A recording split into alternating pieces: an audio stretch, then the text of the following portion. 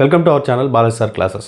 మరి ఈరోజు ముఖ్యమైనటువంటి కరెంట్ అఫైర్స్ అన్నింటినీ కూడా ఎంసీక్యూస్ ఫార్మేట్లో అత్యంత వివరంగా మనం ఎక్స్ప్లెయిన్ చేసుకుంటున్నాం. అన్ని పోటీ పరీక్షలకి ఇంపార్టెంట్ కాబట్టి ఏ ఒక్క ప్రశ్న కూడా వదలకుండా చూడండి. అదేవిధంగా డిస్క్రిప్షన్లో ఇచ్చినటువంటి మన వాట్సాప్ ఛానల్లో అయితే జాయిన్ అవ్వండి. సో మరి ఫస్ట్ క్వశ్చన్ చూసినట్లయితే, who was launched online portal? ఇటీవల ఒక ఆన్లైన్ పోర్టల్ అంటే పవర్ గ్రిడింగ్ సిస్టమ్స్కి సంబంధించి జెన్యూన్గా, ట్రాన్స్పరెంట్గా, అదేవిధంగా టెక్నికల్ ప్రాబ్లమ్స్ని సాల్వ్ చేయాలనే ఉద్దేశంతో ఒక ఆన్లైన్ పోర్టల్ స్టార్ట్ చేశారు. ఆన్లైన్ పోర్టల్ పేరు వచ్చి డ్రిప్స్ అనమాట. అంటే disaster resilience infrastructure for power sector అనేటువంటి ఒక ఆన్లైన్ పోర్టల్ని ప్రారంభించడం జరిగింది. అయితే ఈ ఆన్లైన్ పోర్టల్ని ప్రారంభించింది ఎవరు అనేటువంటిది క్వశ్చన్ అనమాట. మరి కరెక్ట్ ఆన్సర్ చూసుకున్నట్లయితే మనోహర్ లాల్ ఖట్టర్ మనకి ఈ ఆన్లైన్ పోర్టల్ని స్టార్ట్ చేశారు. మరి వివరాల్లోకి వెళ్ళినట్లయితే, యూనియన్ మినిస్టర్ అయినటువంటి మనోహర్ లాల్ ఖట్టర్ ఈ లాంచ్డ్ ద ఆన్లైన్ పోర్టల్ డ్రిప్స్కి సంబంధించి డిజాస్టర్ రెసిస్టెన్స్ అది ఇన్ఫ్రాస్ట్రక్చర్ ఆఫ్ పవర్ సెక్టార్కి సంబంధించి ఇది స్టార్ట్ చేశారన్నమాట. దీని యొక్క ఉద్దేశం ఏంటి అంటే, in the event of disaster the DRIPS portal would be ensure that disturbances in the power sector and handled quickly and effectively. Power సెక్టార్లో వచ్చేటువంటి ఏవైతే డిస్టర్బెన్సెస్ ఉంటాయో వాటిని త్వరగా అదేవిధంగా ఎఫెక్టివ్గా సాల్వ్ చేయడానికి ఈ ఆన్లైన్ పోర్టల్ అనేటువంటిది ఉపయోగపడుతుంది. మరి the union minister of power ఎవరైతే ఉన్నారో మనకి మనోహర్ లాల్ ఖట్టర్, ఈయన స్టార్ట్ చేసింది ఆన్లైన్ ప్లాట్ఫామ్లో ఈ డ్రిప్సే కాకుండా నెక్స్ట్ పిఆర్ఓఎంటీ, అదేవిధంగా జేఎల్, విద్యుత్ డిపిఆర్ అనేటువంటివి కూడా మనకి ఇక్కడ స్టార్ట్ చేయడం జరిగింది. ఇవన్నీ కూడా ఏంటంటే భారతదేశం యొక్క పవర్ సెక్టార్కి బూస్ట్ ఇవ్వడానికితో పాటు, ట్రాన్స్పరెన్సీ కలిగి ఉండడంతో పాటు, ఎఫెక్టివ్గా పనిచేయడంతో పాటు ఎఫిషియెంట్గా పనిచేసే విధంగా ఈ యొక్క ఆన్లైన్ పోర్టల్స్ అనేటువంటి భారత విద్యుత్ రంగాన్ని ముందుకు తీసుకెళ్లడంలో ఉపయోగపడతాయని చెప్పేసి మనకి మనోహర్ లాల్ ఖట్టర్ చెప్పడం జరిగింది. ఇక మరొక ముఖ్యమైనటువంటి క్వశ్చన్ చూస్తే, హౌ మెనీ జియో సైంటిస్ట్స్, మరి ఎంతమంది జియో సైంటిస్టులు ఈ రిసీవ్ చేసుకున్నారు నేషనల్ జియో సైన్స్ అవార్డ్స్ అనేటువంటివి ఇటీవల ఇవ్వడం జరిగింది. ఇవి 3 కేటగిరీల్లో ఇస్తారు. బట్ 3 కేటగిరీలో ఇచ్చేటువంటి నేషనల్ జియో సైంటిస్ట్ అవార్డ్స్ ఏవైతే ఉన్నాయో మనకి రాష్ట్రపతి ద్రౌపది ముర్ము గారు ప్రజెంట్ చేశారు. మరి ఎంతమంది జియో సైంటిస్టులు ఈ అవార్డ్స్ గెలుచుకున్నారు భారతదేశంలో అంటే 21 మంది ఈ అవార్డ్స్ గెలుచుకున్నారు. మరి వివరాలు చూసినట్లయితే, నేషనల్ జియో సైంటిస్ట్ అవార్డ్స్ అనేటువంటివి 21 మంది గెలుచుకోవడం జరిగింది. ఆగస్టు 21న మనకి ఈ అవార్డ్స్ అయితే ఇవ్వడం జరిగింది. మనకి ఈ అవార్డ్స్ అనేటువంటివి దేని బేస్ చేసుకొని ఇస్తారని చూసుకుంటే 3 కేటగిరీలు ఉంటాయండి. National geo science lifetime award, national geo science scientist award, అదేవిధంగా national young geo scientist award అని 3 అవార్డ్స్ అయితే ఇస్తారు. ఈ 3 అవార్డ్స్లో భాగంగా 21 మంది మనకి జియోలాజికల్ డిపార్ట్మెంట్కి సంబంధించిన సైంటిస్టులు గెలుచుకోవడం జరిగింది. దీన్ని ద్రౌపది ముర్ము గారు వాళ్ళకి ప్రజెంట్ చేయడం జరిగిందనమాట. ఇక నెక్స్ట్ క్వశ్చన్ చూసినట్లయితే, which country will import India's first green ammonia as per the recent agreement? Green అమోనియాను భారతదేశం నుంచి దిగుమతి చేసుకోవడానికి ఇటీవల ఒప్పందం కుదుర్చుకున్నటువంటి దేశం ఏది?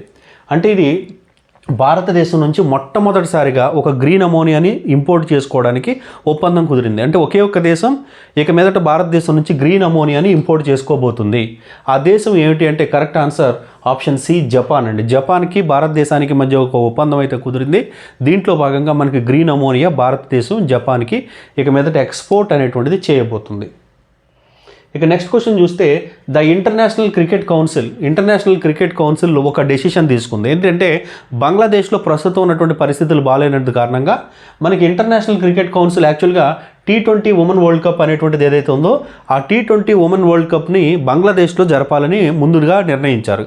కానీ ప్రస్తుత పరిస్థితులు అనేటువంటివి బంగ్లాదేశ్లో కండక్ట్ చేయడానికి అవకాశం లేదు. కాబట్టి ఈ వేదికను ఎక్కడికి మారుస్తున్నట్టుగా మనకి ఇంటర్నేషనల్ క్రికెట్ కౌన్సిల్ అనౌన్స్ చేసింది అని క్వశ్చన్ అనమాట. మరి కరెక్ట్ ఆన్సర్ చూస్తే ఇక్కడ ఇచ్చినటువంటి ఆప్షన్స్లో UAE, యునైటెడ్ అరబ్ ఎమిరేట్స్ అనేటువంటిది సరైనటువంటి ఆన్సర్. మరి వివరాలు చూసినట్లయితే, international cricket council has decided to move 9th international T20 world cup from Bangladesh to UAE. ఎందుకంటే బంగ్లాదేశ్లో ప్రస్తుతం ఉన్నటువంటి పరిస్థితులు మనకు తెలుసు. కాబట్టి ఇది 3rd అక్టోబర్ నుంచి ఈ T20 వరల్డ్ కప్ అనేటువంటిది ఈ సంవత్సరం జరగబోతుంది. ముందుగా డిసైడ్ చేసింది అయితే బంగ్లాదేశ్, కానీ ప్రస్తుతం అక్కడ ఉన్నటువంటి పరిస్థితుల దృష్ట్యా, శాంతి భద్రతల దృష్ట్యా మనం దీన్ని UAEకి ట్రాన్స్ఫర్ చేస్తున్నట్టుగా, UAE కండక్ట్ చేయబోతున్నట్టుగా ICC తెలియజేయడం జరిగింది. ఇక నెక్స్ట్ క్వశ్చన్ చూస్తే, which country has decided reintroduced compulsory military services from January 2025. ఇంతకుముందు అంటే కొన్ని దేశాలు, తైవాన్ లాంటి దేశాలు కానీ కొన్ని దేశాల్లో కంపల్సరీ మిలిటరీ సర్వీస్ అనేది ఉంటుంది. అంటే చదువు కంప్లీట్ అయిన తర్వాత ఒక 1 year 6 months లేదా 3 months ప్రతి ఒక్కడు కూడా కంపల్సరీగా మిలిటరీకి సర్వీస్ చేయాలి. ఆ విధమైనటువంటి రూల్ కొన్ని దేశాల్లో ఉంది. కాకపోతే ఇంతకుముందు ఉండి తీసేసి మళ్ళీ తిరిగి కంపల్సరీ మిలిటరీ సర్వీస్ అనేటువంటిది ఇటీవల పెడుతున్నట్టుగా ప్రకటించినటువంటి దేశం ఏది అనేటువంటిది క్వశ్చన్ అనమాట. మరి కరెక్ట్ ఆన్సర్ చూస్తే క్రొయేషియా ఈజ్ రైట్ ఆన్సర్ అండి.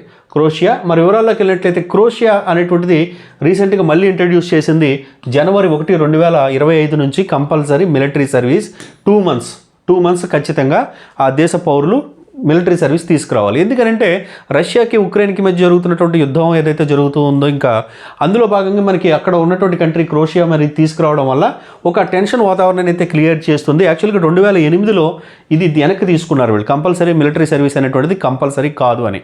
కానీ మళ్ళీ ప్రస్తుతం ఉన్నటువంటి పరిస్థితుల దృష్ట్యా 2025 నుంచి కంపల్సరీ మిలిటరీ సర్వీస్ 2 months అనేటువంటిది ఇంట్రడ్యూస్ చేసింది కంట్రీ క్రొయేషియా. ఇక నెక్స్ట్ క్వశ్చన్ చూస్తే ఇటీవల భారతదేశం నుంచి ఒక company food and drink 2024 report ప్రకారం ప్రపంచంలోనే స్ట్రాంగెస్ట్ బ్రాండ్ ఏ విషయంలో, డైరీ విషయంలో స్ట్రాంగెస్ట్ బ్రాండ్గా, వరల్డ్లోనే నెంబర్ 1 స్ట్రాంగెస్ట్ బ్రాండ్గా గుర్తింపు పొందినటువంటి బ్రాండ్ ఏది అనేటువంటిది క్వశ్చన్ అనమాట.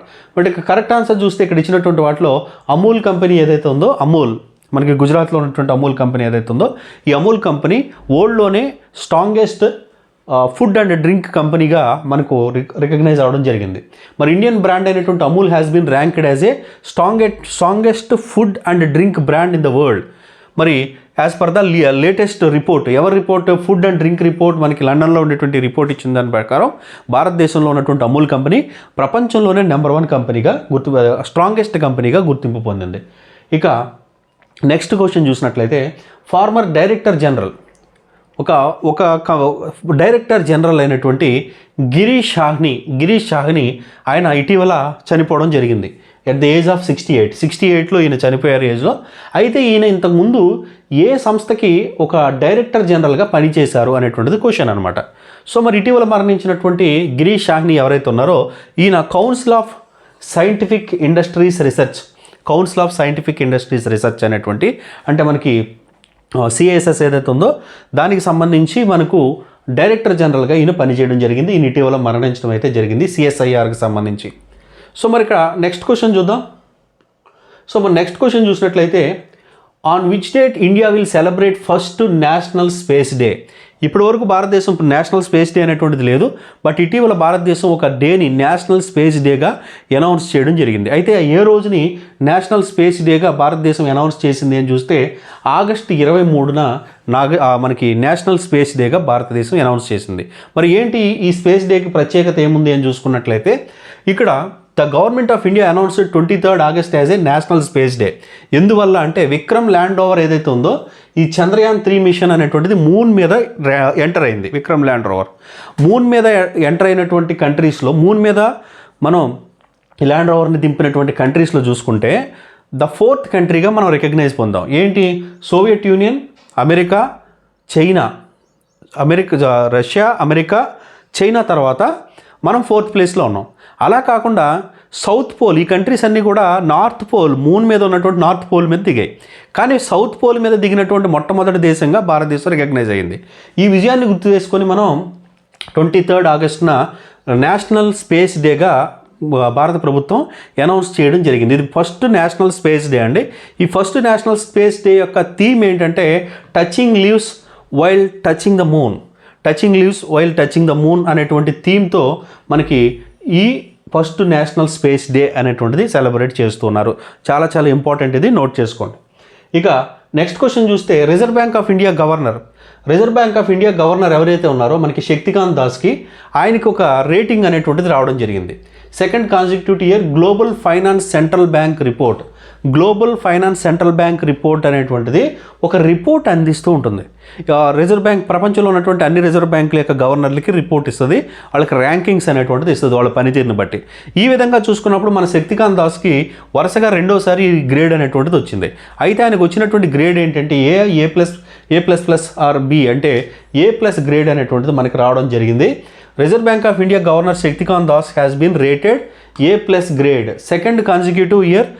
Global Finance central bank report ఏదైతే ఉందో 2 సార్లు వరుసగా మనకి ఈయనకి A+ గ్రేడ్ అనేటువంటిది రావడం జరిగిందనమాట.